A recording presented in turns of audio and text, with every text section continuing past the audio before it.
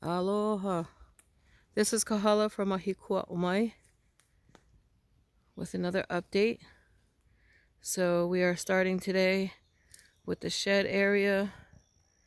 We have a nice little deck going. For those of you who don't know what that is, that's a camping toilet. And you line it. It's got liners that are biodegradable if you need to use it. Those are here for in case of emergency. So we're coming through the back side of the campsite. Okay, this is the area where we stay and store our things. I don't know if anybody's seen the Instagram, but we built a little rig shed just for the stand-up items. Okay, so we have our kitchen on this side, and what used to be the tool shed is now a pantry area. We have one of our smaller tents. The larger tent was collapsed. We have less people coming here now, so we took that down so we can wash it. But moving along. Okay, we're entering the farm area.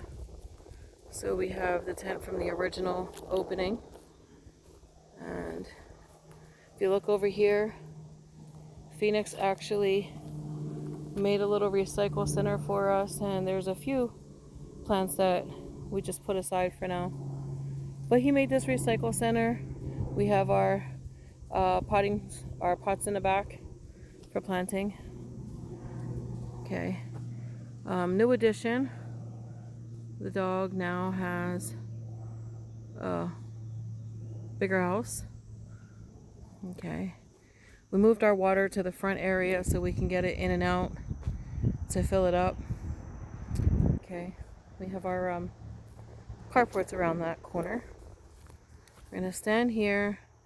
So this right here marks the entrance or exit or the threshold between the campsite and the farm. And there we have it. It's pretty clear back there. So if you remember, this area in front of my middle finger, that whole area was the area in the very beginning where I had pulled my back out. It was so dense with African tulip trees, you couldn't take a step left or right. This is our papaya, and he's fruiting already. So he's not even a year old, this tree. He sprouted up in August, late August. Papaya started showing up, and we let him go. It's a farm. That's food. This is one of the initial areas of clearing there where we started. It looks so pretty today. We'll come back to this. We're gonna head out and have a look at the front of the driveway. Cowboy! Oh, we just want him to say hi. Hi, boy! Okay, so in our front area, if you recall, our first couple of weeks, all of this was Mahikū. Okay. And we had a lot of invasives on our front end. The landscaping is actually starting to come together. So I'm going to come outside and look at that. This right here, if you recall, that was all trees, and that pile right there took up the entire front side and was about, at 2 points, it was about a story high. And we used to start our videos by telling you that the property is all the way around that corner. And there goes our car. It's unloading over at the shed where we just came from. So we have an official entrance. All of these rocks. It was part of the papa that was on the ground, and we had to break a lot out just to be able to drive into the property. Yes, that's coconut tree stumps, so they're put there to help us round up and get in. I don't know, yes, you can kind of see it, but you can't tell that there's a dip right here and the rocks are even higher. That was too much to pull out. So we still have to fix that a little bit. Let me see, let's zoom back out. So if you recall, in our earlier videos, we referred to this tree as Buddy. And if you see the scar coming down, yeah, some stuff happened in a storm and we had to cut that part off. How to do some tree trimming for that. Our pile, this is very low now. And if we were to dig up the first couple of layers, there's actually soil under there at this point. Let's just take a moment. Just sink in what we're looking at here.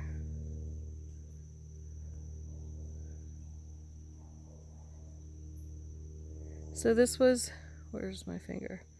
This was the original pathway down. We followed the pig trails to get through the property, and because those trails were pre-existing, we kept them. If we look off to the side, okay, and if you see these little random buckets and areas, there's a reason that they're there. There's something, it's marking something that we have to deal with. And in some cases, such as that stray bucket over there, they break and blow away and we have to put them back.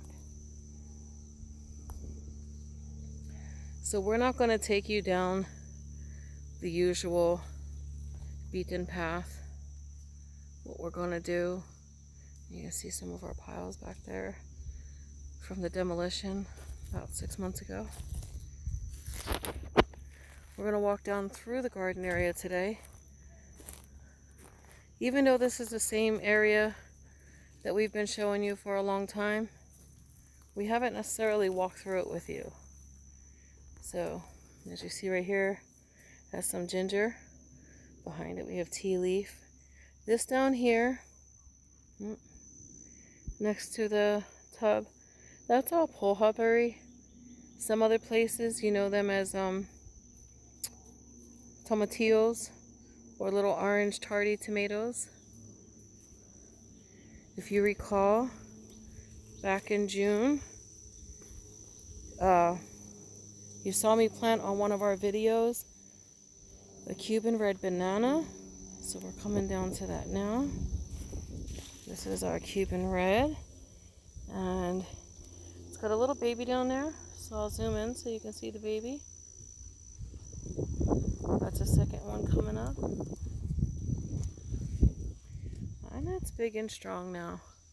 It's actually taller than me by a couple of feet. Oh, there we go. That's above me. Anyway, we come back down. You see, we have several more papaya in the area. And if I zoom back there, see that one with the star-shaped leaves? Okay, so that's kukui back there.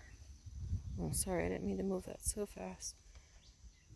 This is our yellow pineapple. I walked right past the white pineapple and didn't realize. I should have showed you. There's our jackfruit, that one. Okay, coming back up, you can see some of the stuff we were working on earlier. Have to go through and pick up the piles. This bush ahead of us, that's pele. Okay, it's kind of like another kind of spinach. And I see a lot of people don't really know how to prepare it. So you might want to talk to several different islanders, several different kinds of islanders, and they'll tell you all different ways to prepare that so that it doesn't come out so slimy and so that you know you're cooking it right. Okay, that's a major complaint. People don't know how to keep the slime down. Down here, that's all of our spinach, and this little bit down here that's a little bit darker, let's see if we can zoom into that. Okay, those are carrots. And if I go over this tall guy right here, that's our ice cream bean. Because that's a legume, It's a nitrate fixer for the soil, which is really good. It saves you a lot of money in the long run on fertilizing and balancing your soil. And just beyond our usual follow trail, that right there, that's the noni. So I wonder if, oh, there we go. That right there is the noni.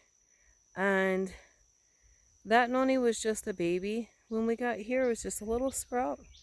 We saved it, and you can see all the, so those are what's left of the piles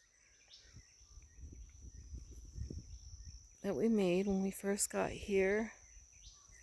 Okay, this right here, this is one of our lily koi. We have about 5 varieties at this point.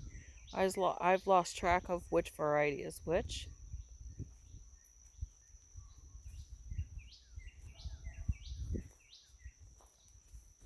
And if I walk up a little and look back, excuse me, I've been wearing a mask a lot lately. So, and it's hard for me to breathe with that. This right here, that bushy stuff, that's blue vervain. It's really good for the bees. They love it. And they will fight you if they catch you taking it down. This is another jackfruit here. And beyond it, our fig has been struggling. That struggle started with all the rainstorms. So there was too much water. So we're just going to continue to take care of it and watch it, see if it comes back. We have our ice cream bean there. This is another ginger. And if I go around, that right there, that's apple banana. Those are so sweet. It's one of my favorites. Never actually had a Cuban red before, but I'm honored to be growing one because apparently that's a really rare variety. So we're standing in the area where you once saw that the trees were so thick we couldn't walk through it. And this is that area today. And if you can see, I think that's it right there. Our little trellis area. So we have coconuts growing along the edge, the eastern border. And those little chicken wire trellises, those are different varieties of lily koi. What you see all back there, that is or was our cane field. Well, turning to my right. Okay, we're going to take a different path. And if you notice, there's a lot of wood. The wood lines the boxes for growth and the path. This right here, this spiky looking stuff, this right here, that's vetiver. So vetiver is not native to Hawaii. It's actually an African sedge. And what it does is it's really good when you're feeding your other plants. You just cut it down. It grows a little wild. You give it a little trim. And but also because of the way it clumps, it builds the soil behind that. Okay, this is going to be our sweet potato box. However, right now we're fighting a whole lot of stuff that wants to come back up in it. And we're letting it procure for the moment. You can see that right there is actually a lava vent. And so if by any chance the volcano or the mountain, I guess you could say the volcano, was going to be active, the steam would come out of that vent and we would probably be one of the first to know. Getting past that, you see right here, that is our ulu, also known in English as a breadfruit tree. Now, if you recall, when we planted it, it was just a tiny little baby. It's got a baby today, and it's about 3.5 feet tall. Turning back around, we have more papaya. Going back, the dog is standing in front of the noni. We'll be cutting all those wiry looking branches down, and we're actually going to use that in some of our fence building.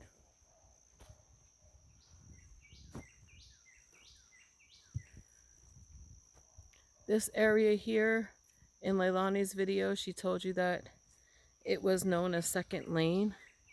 We called it second lane because originally this was the second pathway that we ran across the property.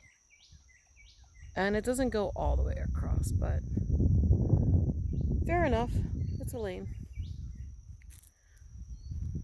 So you see a lot of like stumps in the ground.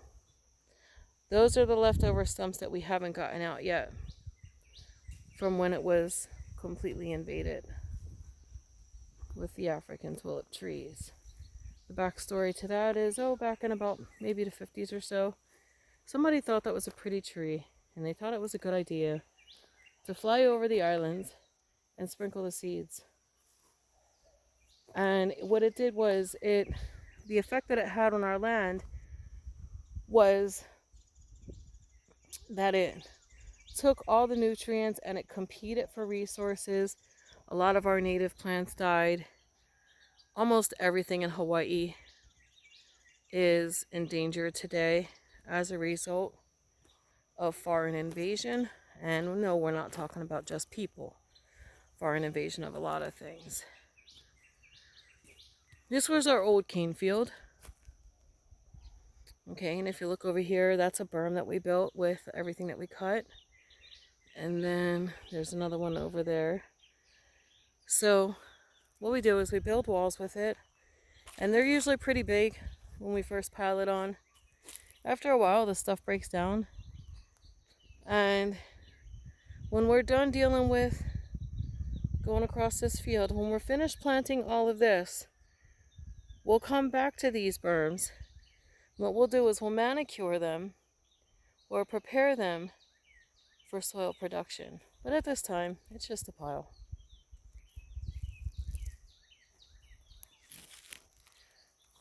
Turning around to my left, we see another garden area.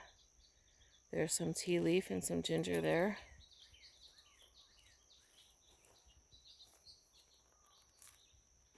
And this down here, this is romaine lettuce. And we had to put the chicken wire over it to keep certain animals away. There was chicken wire around it. And that white stuff is just smashed eggshells. It works wonders for your garden. But do you see the empty side? That's where the mongoose got in. Those two are also foreign and invasive. For those of you who are not very familiar with things in Hawaii, that would be like squirrels in your engine or raccoons breaking in your yard. This right here, growing sideways, and of course up, this is a guava tree, and it looks like there's no fruit at this particular time, but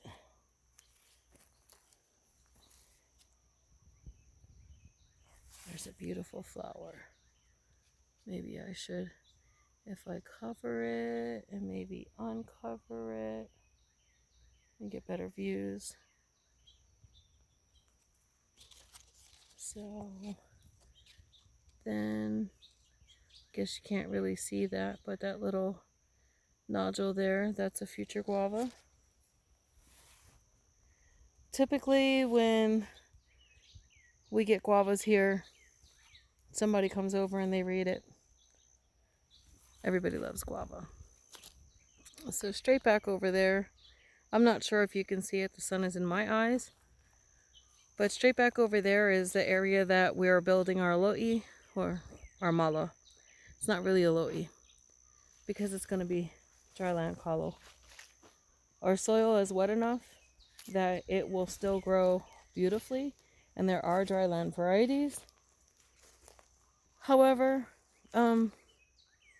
We're not ready at this time to build a wet lo'i because we still have a lot of ground studies to do. And we also don't have this beautiful soil. There's maybe 6 inches, 8 inches deep at the most. These little rock areas are cacao, and they're trying.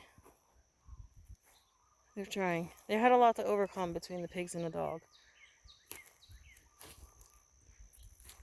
So we're going to give them a little more time to adjust. This area that you see over here, those are actually, that's a small garden there. And I'm not sure if that, from over here, I'm not sure if that's the sweet potato or the radish coming up. But something's coming up over there. These coconuts were placed here some time ago. They were waiting to be planted, but they kind of rooted right there. And we're going to let it go, you know, because what's life without a little experiment? Once upon a time, I took you down that path. It's not a path anymore. We haven't maintained it. We've been busy in other areas. Here's our older noni tree. And hi, boy. For those of you who are not familiar with island fruits, noni is like the medicine of all medicines. And trust and believe, your kids would probably cry if you made them eat it. It's something that you have to develop an acquired taste for or learn how to mix it in something else. If you see the dog right there. That's our eastern border fence line, and yes, there's a hole in the fence. Our dog is actually going pig hunting. So those are pig burrows on the other side, and they run through that whole tunnel system underneath the cane grass. And the dog hunts. So he goes hunting at least twice a day. And we go down to the newly planted, this right here. This is one of our 6 new lemon trees. We broke ground and added 4 today. There goes 2.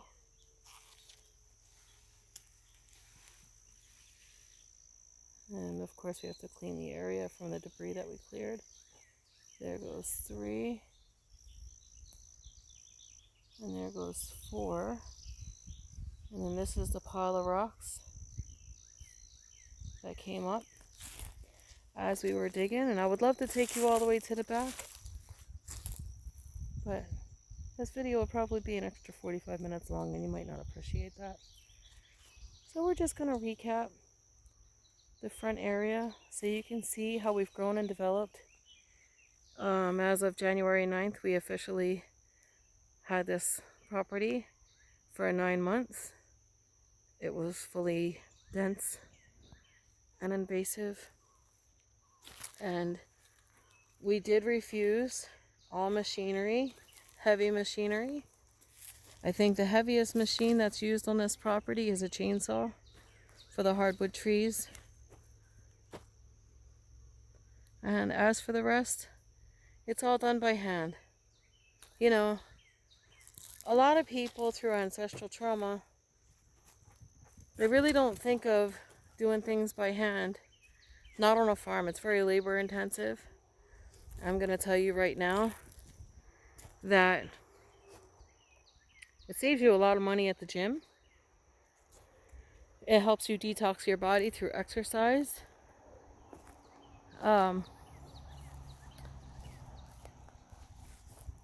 It's a whole different situation when you're doing intensive labor for yourself than it is when you're doing it for someone else.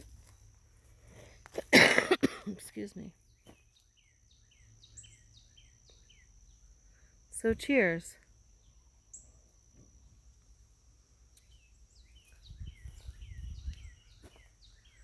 Cheers to life, to working out, to saving time and money at the gym, to doing something that I love and gaining fitness and health as a result. And I'm not sure what you can see with the sun glaring. I can tell that I'm recording, but I can't really see the screen at this time. I think the farm is looking very lovely today. I'm really appreciating Uncle came today. He was gone for the last few weeks, and we did our best without him. We do pretty good, but Uncle's a beast. He gets it done, and he gets it done beautifully. And I can't help but to appreciate all the help that he's given us since he's been here.